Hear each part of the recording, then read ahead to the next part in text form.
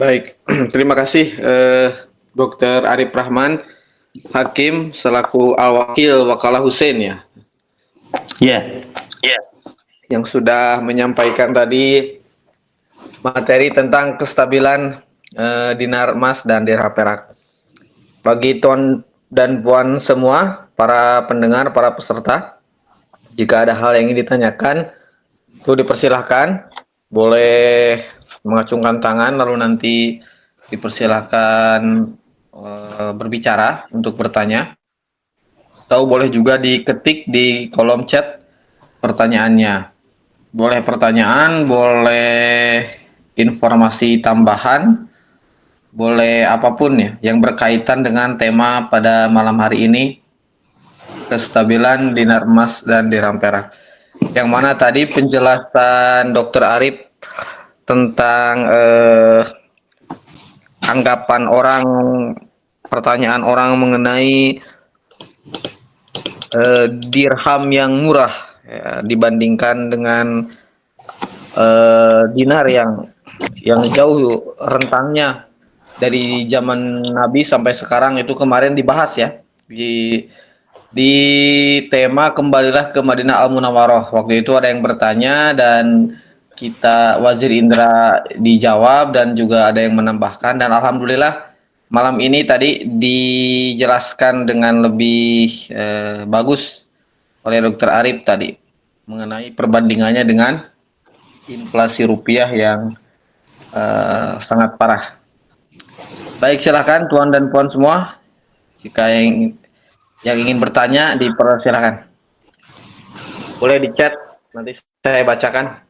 Atau boleh juga langsung di angkat tangan.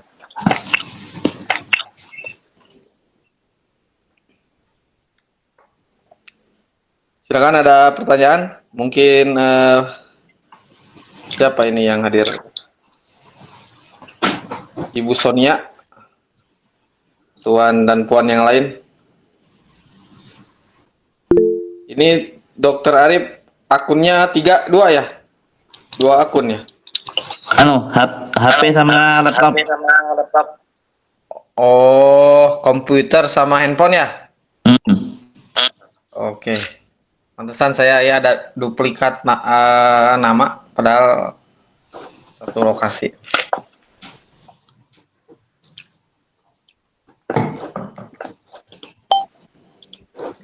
Nah, ini ada Dokter Arif, ada pertanyaan masuk, saya mau baca. Nanti permintaan Ibu Sonia akan insya Allah akan dilaksanakan. Sekarang kita bacakan dulu pertanyaan dari Wazir Indra Hafizullah.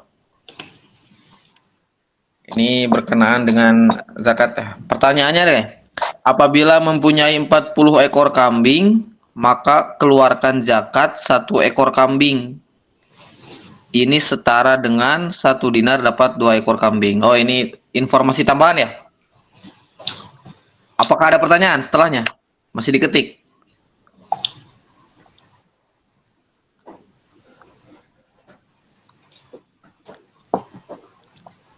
Oh ya, tambahan. Apabila punya 40 ekor kambing, maka keluarkan zakatnya 1 ekor kambing. Ini setara dengan 1 dinar dapat 2 ekor kambing. Oke, baik. Karena 40 ekor kambing itu berarti 20 dinar. 20 dinar berarti sama dengan 40 ekor kambing. Nah, ini ada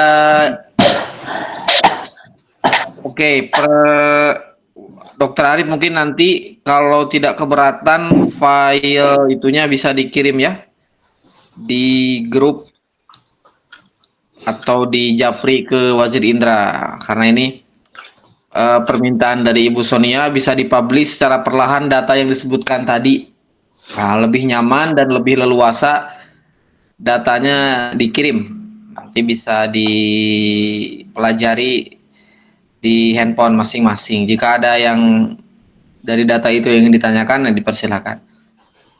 Dokter Arif, ini ada pertanyaan dari Sidi Erlangga. Muamalah Fitrah akunnya. Beliau yang tim editor kita. Assalamualaikum Dokter Arif. apakah bisa perbandingan dinar dengan dirham kembali lagi menjadi 1:10 seperti di zaman Nabi Shallallahu Alaihi Wasallam? Nah, itu pertanyaannya, dokter. Ya, Sekarang kan 1:75 tuh. Bisa nggak balik ya. lagi ke 1:10? Waalaikumsalam warahmatullah. Bisa tapi sulit. Itu tergantung tadi apa? Hukum penawaran dan permintaan. Kalau permintaan permintaan terhadap dirham perak naik, itu nilainya naik. Jadi seperti itu. Bisa tapi sulit. Oke, bisa tapi sulit. Jika permintaan terhadap dirham naik, maka harganya Nilainya naik, naik. begitu ya? Ya, daya belinya naik. Oh, berarti kenapa dirham ini nggak naik ini permintaannya kurang ya dibanding Permintaannya dinar kurang. begitu? Ya. Kalau dinar itu kan cukup cukup besar permintaannya. Jadi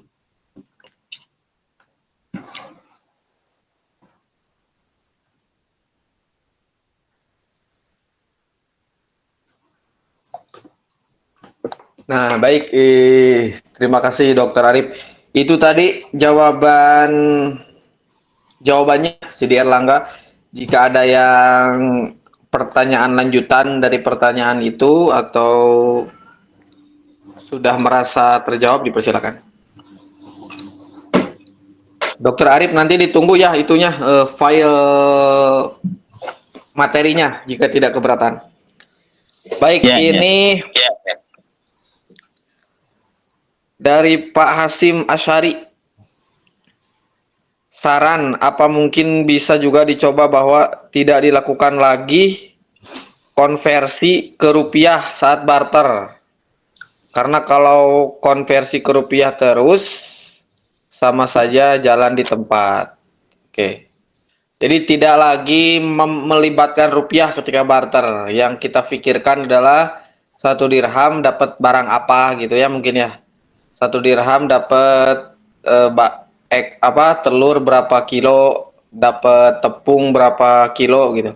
Tidak lagi 1 dirham itu setara berapa rupiah, terus si rupiah itu dapat berapa telur. Mungkin begitu pertanyaannya. Apa mungkin bisa dicoba bahwa tidak dilakukan lagi konversi ke rupiah saat barter? Karena kalau konversi ke rupiah sama saja jalan di tempat. Itu saran dari Pak Hasim Asari. Boleh tanggapannya itu, Dokter Arif? Ya ini kan dari Amir tiap hari kan ada update daya beli. Jadi karena sehari-hari kira masih banyak yang pakai rupiah. Tapi kalau langsung barter juga enggak masalah sih. Langsung saya biasa di sini kan 1 dirham itu dapat 10 kilo beras. Itu langsung, jadi enggak melibatkan rupiah. Jadi seperti itu. Oke, baik. Terima kasih, Dokter Arif. Jadi jawabannya bisa ya? Bisa. Dan konversi ke rupiah juga masih boleh-boleh saja karena eh, eh, kondisi zaman yang belum sempurna, belum sesuai, belum sepenuhnya beralih ke alat tukar dirham emas dan dirham perak.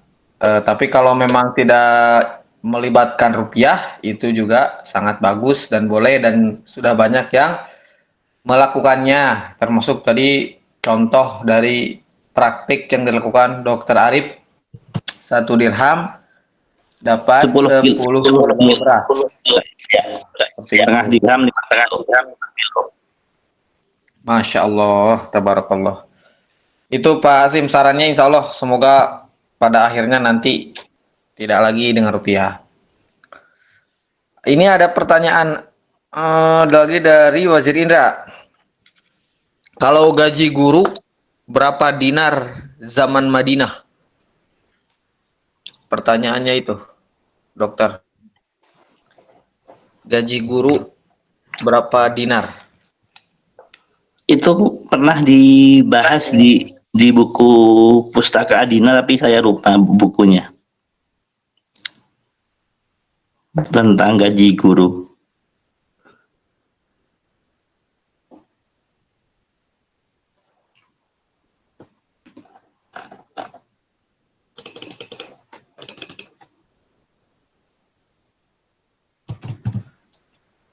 Oh iya, saya juga pernah baca di Euforia Emas kalau tidak salah. Cuma saya lupa berapa nominal dinar untuk gaji guru. Nah, mungkin tuan dan puan yang lain yang punya informasi mengenai itu boleh silahkan untuk bantu menjawab.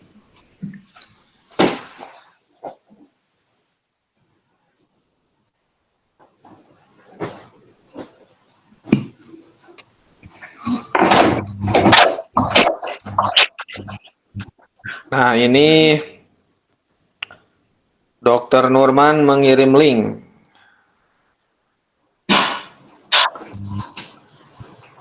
Link informasi.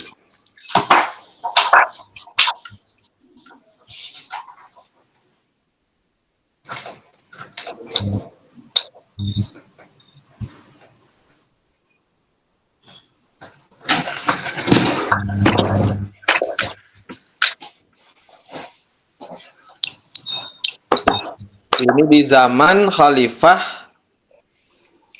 Umar bin Khattab.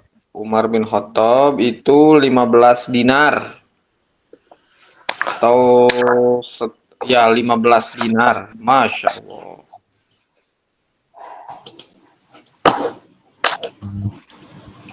15 dinar itu kalau hari ini 6 juta ya.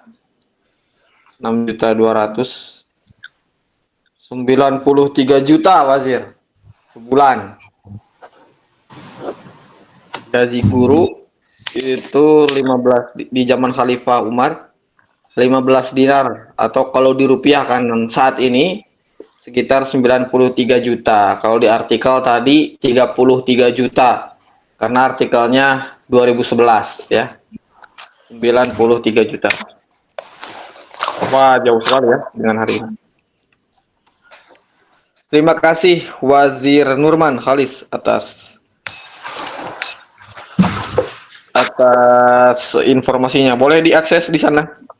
Ada 2 link itu. Yang satu lagi di zaman Daulah Abbasiyah. Ini sebelum Usmani. Ini NU online.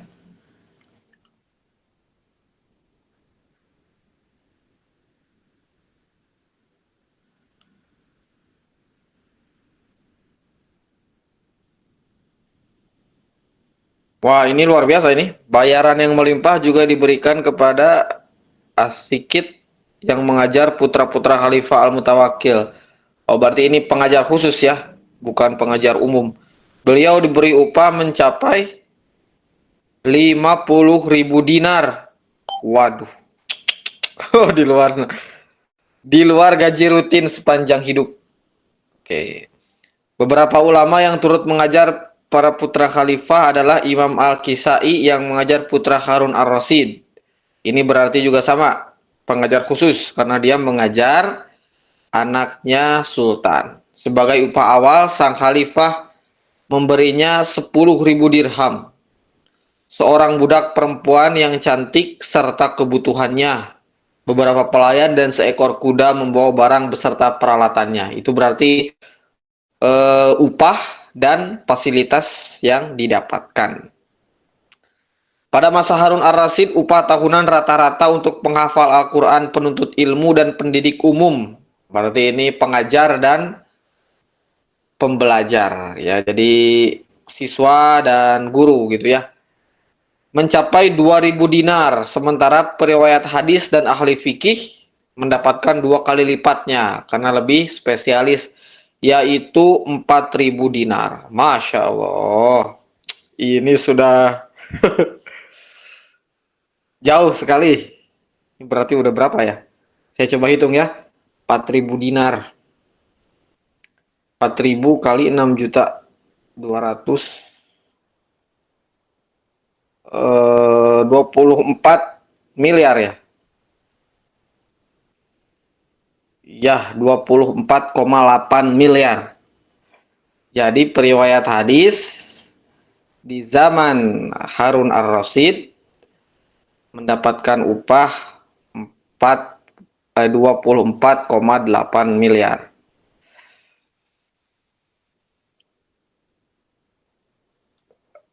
Ini Assalamualaikum baik. Wajir. Izin nanya. Silakan Ya. Pak Rahmat. Ya. Oke. Yang ingin saya tanyakan ini Wajir, apa terkait kalau emas kan kalau di negara kita ada pajaknya ya. Nah, apakah dirham dan dinar itu juga dikenakan pajak juga ya? Kira-kira gimana Wajir?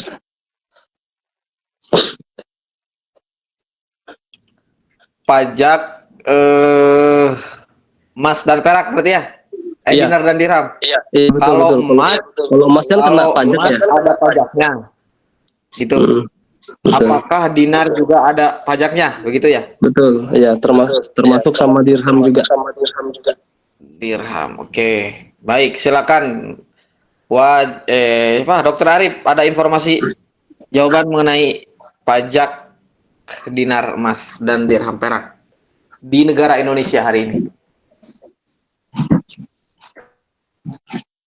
Boleh saya menjawab pertanyaan ini? Boleh, Amir. Sidi Ilham. Silakan. Jadi dalam hal menilai dinar dan dirham itu kita harus rubah mindsetnya, ya. Jadi kita harus selalu yang kita tanyakan itu adalah satu dinar itu dapat barang atau jasa berapa banyak.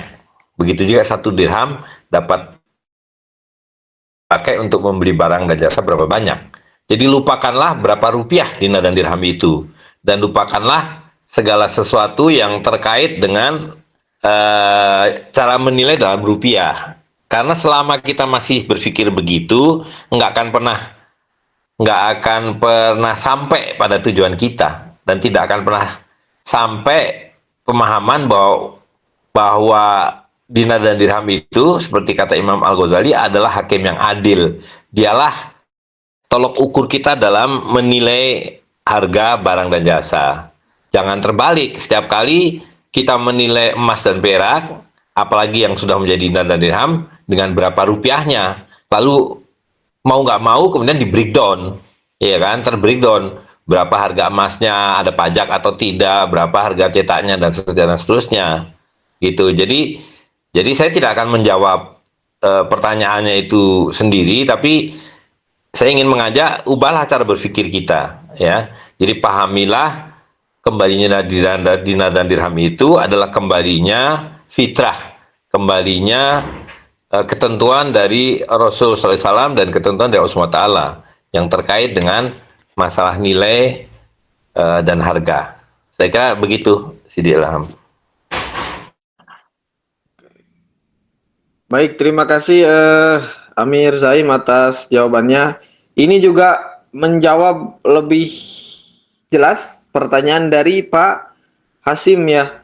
Pak Hasim As'ari tadi yang bertanya, bukan yang bertanya, yang menyarankan supaya mungkinkah dirham itu tidak dikonversi ke rupiah, dan tadi jawabannya sudah sangat jelas sekali. Sekaligus tadi menjawab pertanyaan dari Pak Hasim As'ari. Ya. Ini jawaban yang lebih jelas. Terima kasih Amir atas jawabannya. Tadi juga pertanyaan sekaligus menjawab 2 pertanyaan. Pertanyaan Pak Rahmat dan pertanyaan Pak Hasim yang sebelumnya. Baik, ini ada pertanyaan lagi dari Sidi Erlangga. Sidi Erlangga. Bagaimana dengan cryptocurrency yang banyak digandrungi oleh masyarakat zaman sekarang? yang diklaim bisa transfer lebih cepat, aman, dan transparan. Bagaimana cara agar masyarakat mau menggunakan dinar, dirham, dan fulus yang notabene-nya berbentuk fisik dengan transaksi secara langsung dari tangan ke tangan? Itu pertanyaan dari Sili Erlangga. Silakan Dokter Arif, ada jawaban atau yang lain juga boleh? Boleh bantu menjawab.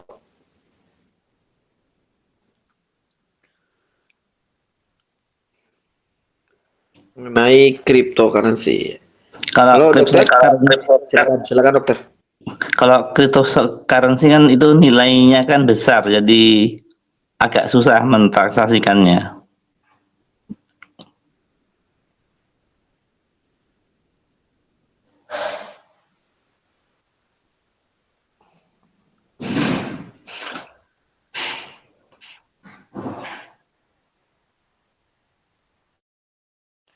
Saya ingin rekomendasikan saja buat semua yang ada di sini untuk memahami masalah cryptocurrency dan Bitcoin itu dan blockchain sebetulnya yang lebih tepatnya itu baca buku Revolusi Blockchain dan Metaverse itu gitu. Jadi kalau sudah membaca itu maka setengah dari pertanyaan itu sudah terjawab karena kebanyakan orang-orang yang bertanya tentang kripto ini sebetulnya sudah masuk dalam satu jebakan. Sama kayak mindset orang hari ini berbicara mengenai uang adalah uang fiat. Nah, orang bicara tentang blockchain adalah cryptocurrency. Gitu. Jadi cryptocurrency ini ilusi di atas ilusi, sihir di atas sihir. Jadi,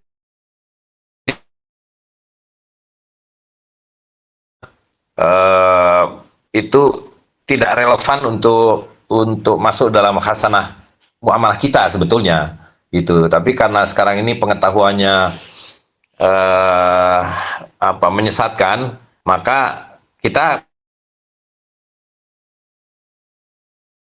punya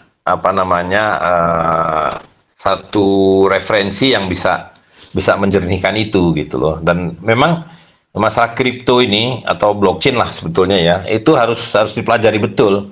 Jadi saya sangat meminati IT untuk bersungguh-sungguh di dalam mempelajari blockchain ini gitu, karena sedikit sekali yang memahami itu dengan benar. Mungkin itu komen.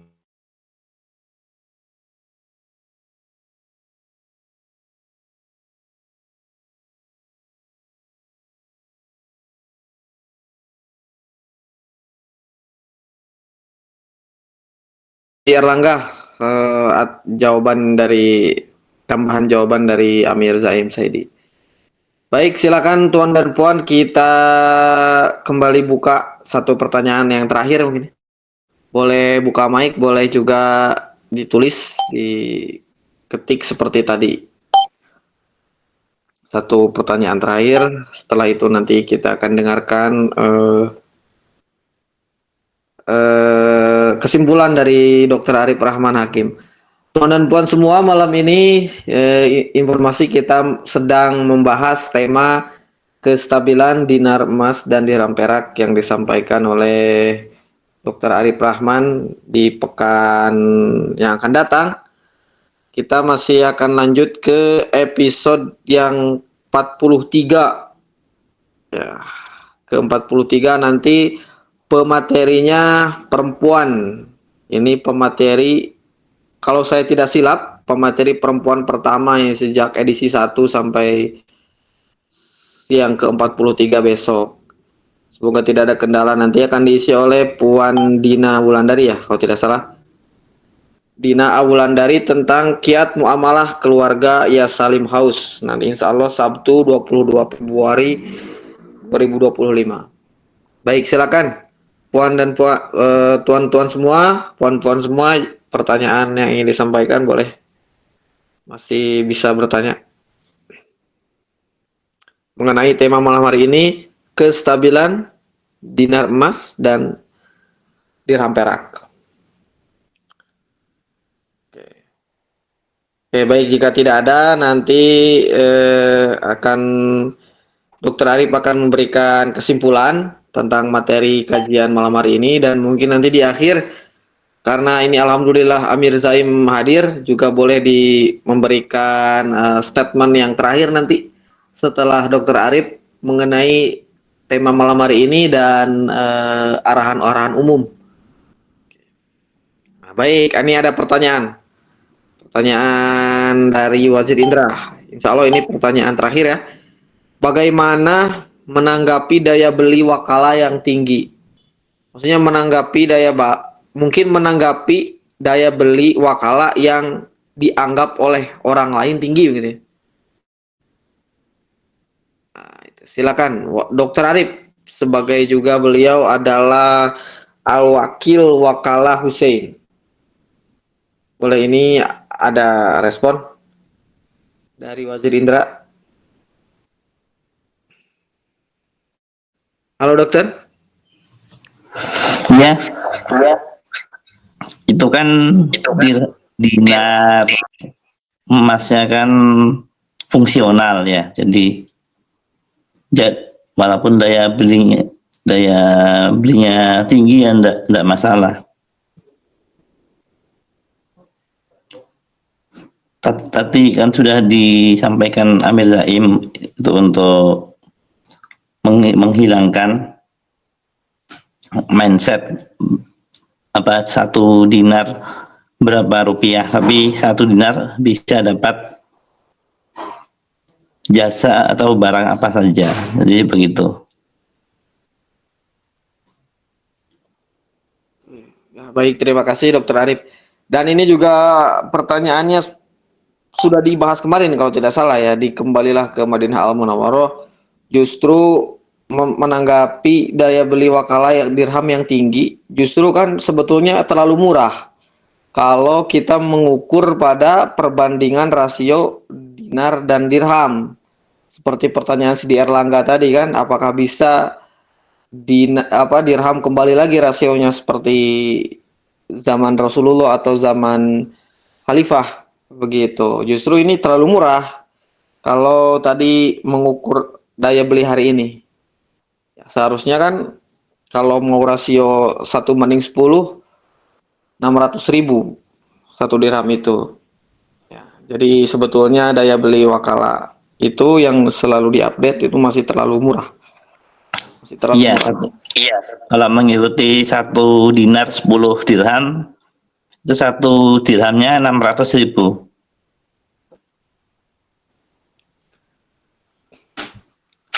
Baik, dan yang paling penting tadi seperti arahan Amir Zaim ya, yang paling penting adalah 1 dirham itu dapat barang apa saja, atau 1 dinar itu dapat barang apa saja. Baik, ini dari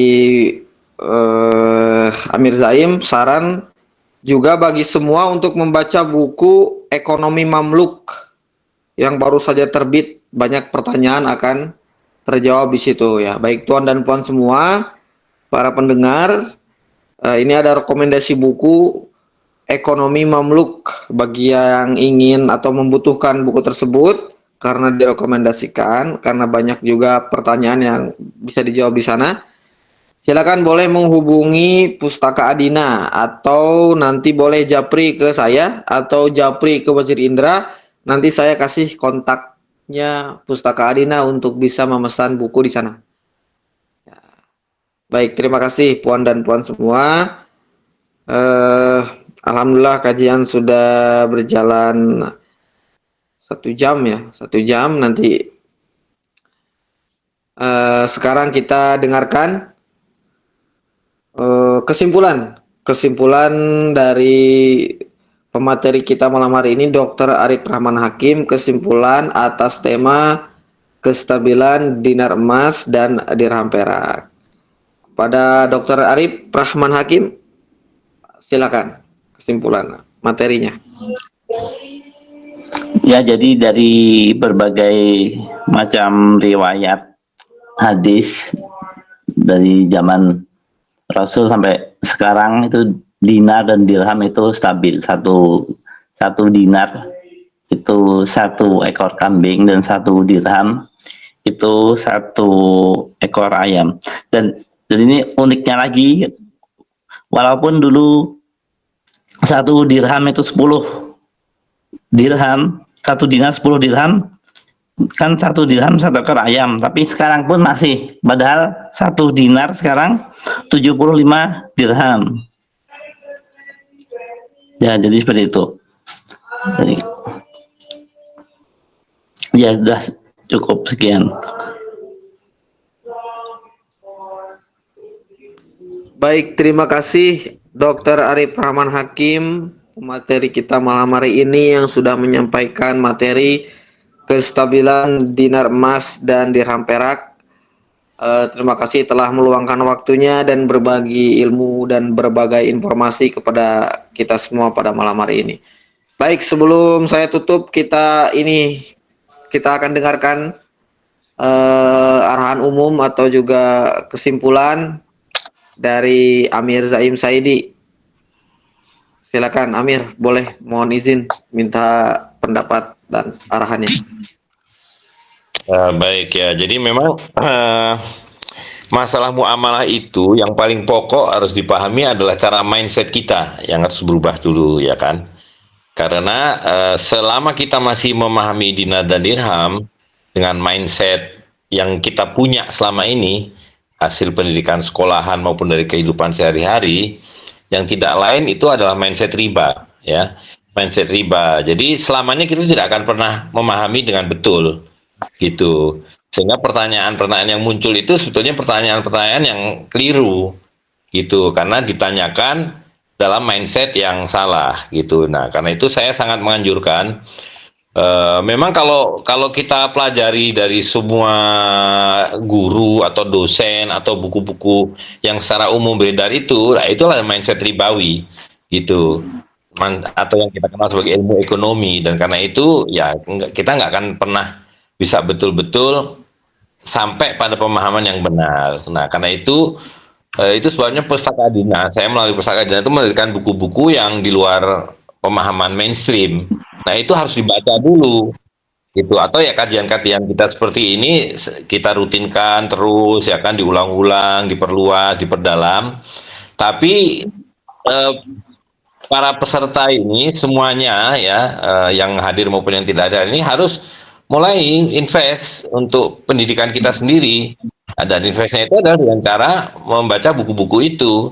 Jadi invest, pakai istilah invest, ya kan, invest waktu, invest membeli buku dan seterusnya, gitu. Dan memang buku-buku pustakanya itu harus dipromosikan, karena dia buku-buku yang tidak akan pernah dibaca orang, tidak akan pernah dilirik orang kalau tidak mengerti kepentingannya, gitu. Jadi misalnya sekarang ini kan yang ada 4 buku klasik yang sudah kita terjemahkan itu Al-Muwatta, Bidayatul Mujtahid, kemudian Arisalah dari Abi Zaid itu, dan yang terakhir ini Ighotah dari Al-Makrizi. Nah, itu kalau tidak dipahami tujuannya dan kenapa kita harus membaca itu, ya memang nggak menarik, sama sekali nggak menarik. Itu sama dengan anak-anak pesantren yang sekarang diajari kitab Kifayatul Akhyar atau Fathul Qorib. Nggak ada menariknya karena tidak relevan, gitu. Karena kehidupan yang ada adalah sistem riba. Nah, jadi dengan kita kajian, kemudian memahami konteks muamalah, ya kan.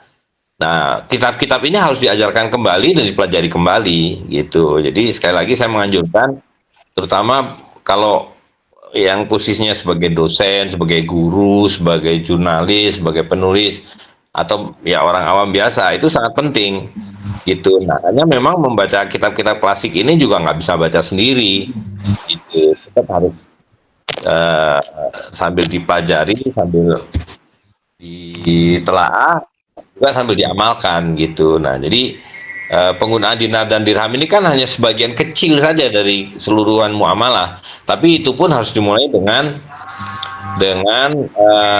kita keluar dari paradigma mainstream yang ada, gitu.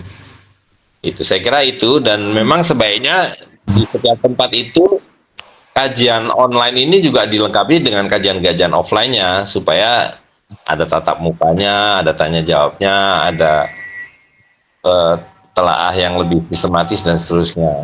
Saya kira itu saja, mudah-mudahan bisa membuat kita lebih semangat untuk belajar dan mengamalkan apa yang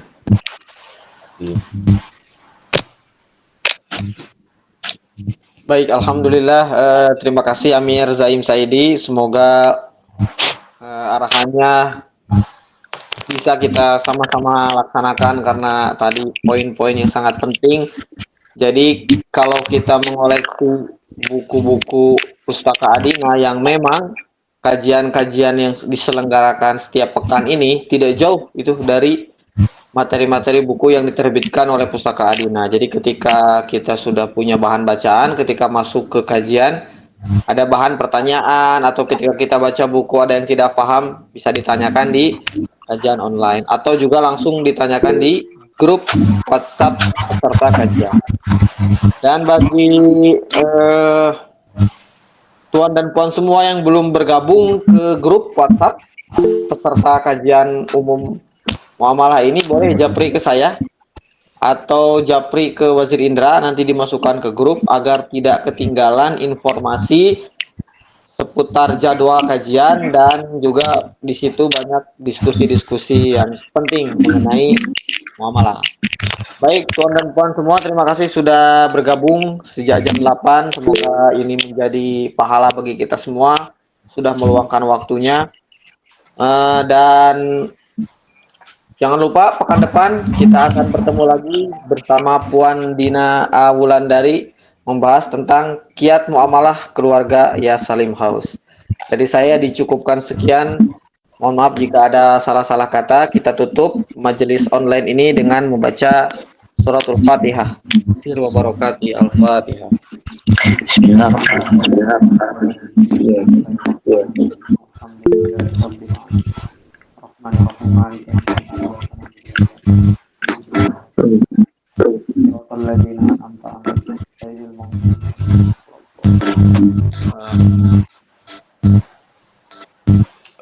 Billahi fisabilil haq, fastabiqul khairat. Wassalamualaikum warahmatullahi wabarakatuh.